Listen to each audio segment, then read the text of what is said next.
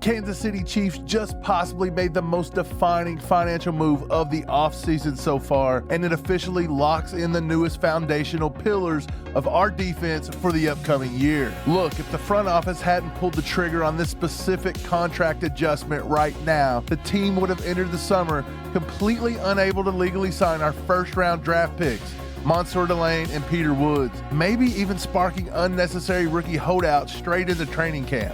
So in this video, I'm breaking down the exact numbers behind George Karlaftis' new contract restructure, giving you the real rundown of how Xavier Worthy looked at OTAs, plus his medical timeline on that shoulder recovery everyone's forgotten about, and revealing a massive positional battle brewing in the return game after day one. But that leaves us with one major question. If a rookie running back suddenly gets first-team kickoff return reps, then who's getting squeezed here? We got to talk about it. What is going on, Chiefs Kingdom? Welcome back. We have a ton of actual football data to unpack today because the offseason wheels inside of Arrowhead is churning perfectly on schedule. So let's jump right in and kick things off with some big financial news that broke this morning. We all knew General Manager Brett Veach was going to have to press the button somewhere on the payroll, freeing up some breathing room. It was purely a matter of when and not if. But today, we got our answer. According to official cap trackers at SpotRack, the Chiefs have restructured the contract of veteran defensive end George Karlaftis. To look at the exact mechanics of how this works, the front office actually converted $9.685 million of Karlaftis' base salary into a signing bonus. In the NFL salary cap world, that allows the team to distribute those bonus dollars evenly across the remaining years of his contract. So ultimately, it lowers his cap number immediately and instantly frees up $7.7 million or so in cap space for the 2026 season. If you don't care, please take a second to hit that like button. We're trying to hit 500 likes tonight on this video. And last night, you guys absolutely killed it and got us over 600 likes. So I know you can do it. Also, make sure you subscribe to the channel if you're enjoying the content. So the Karlaftis move now shifts the Chiefs' total available top 51 cap space to an estimated $13 million or so as we head into June. Now let's talk about why this was done today. I don't think it was for a surprise, splashy free agent signing or anything, or probably a wild trade, I'm guessing. I think this space was specifically just earmarked to sign our first two draft picks, Mansoor, Delane, and Peter Woods, from the NFL draft, who are currently unsigned. Before this restructure with Karlaftis, the Chiefs only had about $5.5 million of functional cap room, which wasn't even close to what's required to sign both of those top-tier rookies. If you look at the projected rookie wage scale contracts via SpotRack, the numbers break down pretty clearly. Mansoor Delane is projected to cost about $7.6 million or so on the cap, and Peter Woods is going to be about another $3.3 million towards the 2026 cap. So that's both first-rounders for about $11 million in 2026. When you subtract that $11 million total from our newly created $13 million pool and account for the standard offseason roster displacement rules, the Chiefs will be left with roughly about $4.5 million in functional cap space. That is the exact baseline buffer that Brett Veach likes to maintain heading into June, July for practice squad signings, weekly active roster elevations, and in-season injury protection things. Because the cash is now officially cleared, expect the formal contract signings for both Delane and Woods to be announced probably here pretty shortly. So before we move on and actually break down some of the major takeaways we've seen so far from OTA practices, I want to say a quick thank you to everyone who hangs out in the comments section every single video. Our weekly Zarda BBQ giveaway is happening now, and it's officially live even for this episode. If you want to get your name drawn for some elite Kansas City barbecue swag next week, the blueprint's pretty simple. Make sure you like this video, be subscribed to the channel, and leave an informative comment below with your thoughts. As always, we'll pick a winner at random and announce them on next week's show. So let's transition directly into the football field because OTAs have provided some fascinating insights into our youth depth pieces so far. I want to start by addressing the news surrounding wide receiver Xavier Worthy.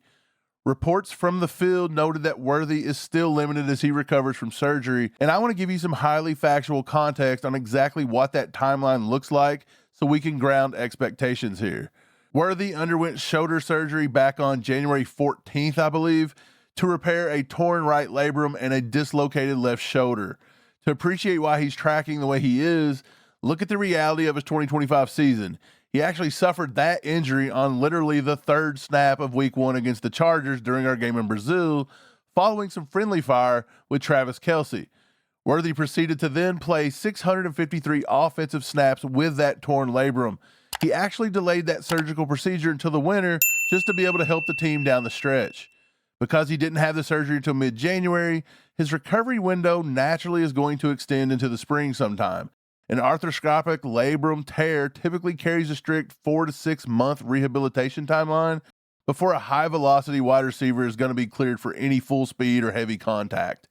Other prominent NFL players have gone through this exact surgery, and they've returned with 0 long-term structural issues. That includes quarterback Jalen Hurts earlier in his career. He actually underwent a very similar labrum repair and returned without missing a beat. So Worthy is currently right on schedule. He's working through standard range of motion drills, baseline strength and conditioning, things like that. The fact that the medical staff is pacing him in May is completely standard protocol at this time of the year to ensure he's going to be 100% stable for the start of training camp in late July. But while Worthy works his way back, second-year wide receiver Jalen Royals is clearly stepping into a major opportunity. On day 1, we even seen Andy spotted working extensively with Royals in a one-on-one session. That's a massive indicator of how much the coaching staff probably wants to expand his role in this sophomore season. You got to remember, Royals was selected in the 4th round of the 2025 draft, and his collegiate tape at Utah State showed an absolute weapon. Over his full college career with the Aggies, Royals was incredibly productive. 32 appearances, 21 starts, 126 catches with 1,900 receiving yards, and 21 touchdowns. He actually tied for 3rd all-time in Utah State history for touchdown receptions. I'm excited to see the Kansas City Chiefs kick off the 2026 season. And just like you, I'm always looking for the best deal on tickets. Well, look no further. We've partnered with our sponsor today, SeatGeek, to bring you 10% off your next ticket purchase. SeatGeek has over 70,000 events listed, from NHL, MLB, and yes, even the NFL. I used SeatGeek one time to get tickets to go watch the Chiefs absolutely demolish the Jets, and it was a great experience. And because I'm a little bit superstitious, I'm always going to remember that, and I'm always going to want to use SeatGeek to go watch the Chiefs at Arrowhead Stadium. And of course, I have a code for you guys. You can use code CHIEFEDUP for 10% off your next set of tickets at SeatGeek. That's 10% off any tickets with promo code CHIEFEDUP. So make sure you click the link in the description to go download the app and have the code automatically applied to your account so you can use it later. Now back to the show. His breakout 2023 junior season was particularly elite. He caught 71 passes for 1,080 yards and set a school record with 15 touchdowns. More importantly for our offensive system, Royals led the entire FBS in 2023 with 7 touchdown catches of 50-plus yards.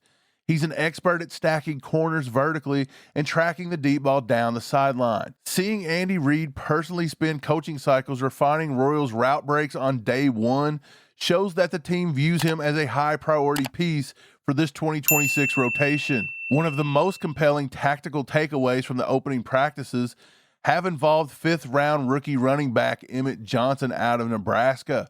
Special teams coordinator Dave Tobe has immediately threw Johnson into the mix during the live kickoff and punt return drills, which has caught a lot of people by surprise.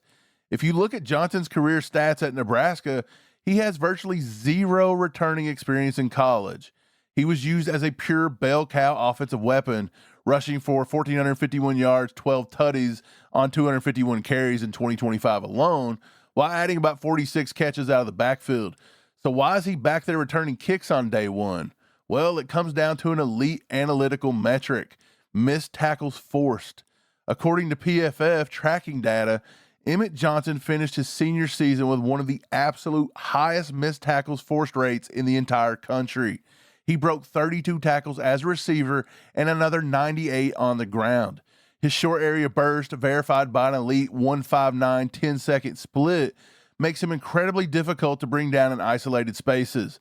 Under the NFL's new kickoff rules, the return dynamic acts much more like a traditional running play, where the returner needs to read visual lanes and break the first wave of contact instantly. So by adding kickoff returns to Johnson's portfolio, the coaching staff is establishing a direct path to get his elusiveness on the field immediately. Sort of like the way they used Brashard Smith last year, utilizing him in the return game more than in the backfield. However, this creates a real competitive squeeze on the roster now for Brashard Smith. Heading into the spring, the kickoff return specialist role was widely slated to be Smith's primary avenue to impact the roster, challenging Nico Remigio, and to elevate production in year 2. But by allowing Emmett Johnson to compete for those exact reps on just day 1, the coaching staff is letting it be known that the return job seems to be wide open. If Johnson's natural running back vision translates smoothly to the return game, it's going to make it a very tough battle for Smith to secure his standing there. That special teams and running back battle is going to be one of the most intense storylines to watch as we head towards St. Joe's. Shout out Prize Picks for sponsoring today's episode. We're going to do an entry today, a little Kansas City Royals baseball. Bobby Witt Jr. going more than 1.5 hits, runs, and RBIs combined. We're going to play Salvi Perez with them more as well. And then let's also take Austin Wells, the catcher for the New York Yankees. We'll take him over on hits, runs, and RBIs as well, and we'll lock that in. Shout out Prize Picks for sponsoring today's episode. You can download them in the description. That's where you'll find the link. Also use code HMA. Now back to the episode. And to wrap up the news block today, we have a fantastic feel-good story that speaks volumes about the legacy our veteran leaders are building off the field. ESPN officially confirmed that Travis Kelce, the Big Yeti, has purchased a minority ownership stake in his hometown Major League Baseball franchise, the Cleveland Guardians. This is an awesome milestone for Travis. He grew up in the Cleveland Heights area, living and breathing Northeast Ohio sports. He was a kid in the stands during the historic 1990s baseball era in Cleveland that I love so much, watching franchise icons like Kenny Lofton, Jim Tomei, and Albert Bell hitting dingers to left and right and all over the place. Kelce shared a great perspective on the investment. He actually stated, "I say it all the time, I'm just a kid from the Heights living the dream. I credit every good thing in my life to Cleveland and being raised here with the values and the people and the work ethic. There was nothing like Cleveland baseball in the 90s. That's just a core memory for me." And I agree, that was some of the best baseball I've ever watched. It's a great full circle football story, though. You go from a kid mimicking batting stances in your backyard to becoming an all-time legend in KC, and then using your success to buy a literal piece of the baseball team you grew up pulling for. The Delane family still maintains majority control of the Guardians, obviously, but having Travis officially join the ownership structure is a great moment. We're all incredibly proud to see him solidify his roots while continuing to lead our locker room. Congrats, Travis. So when you look at the overall view of OTAs so far, the front office is taking care of business exactly on schedule. George Karlaftis' restructure gives Brett Veach the precise financial flexibility required to get Mansoor Delane signed and to get Peter Woods under contract without any issues. On the field, Xavier Worthy is progressing smoothly through his medical recovery. Jalen Royals is earning a direct coaching attention from Andy Reid, which is a positive sign, and the return game is shaping up to be an elite high-stakes competition throughout this summer. So thank you all so much for checking out today's video. Let me know in the comments section below your thoughts on Emmett Johnson taking return reps, and how do you see that battle playing out against Brashard Smith in camp and beyond? Don't forget to hit that like button, subscribe to the channel, and I'll see you in the next one. Go Chiefs.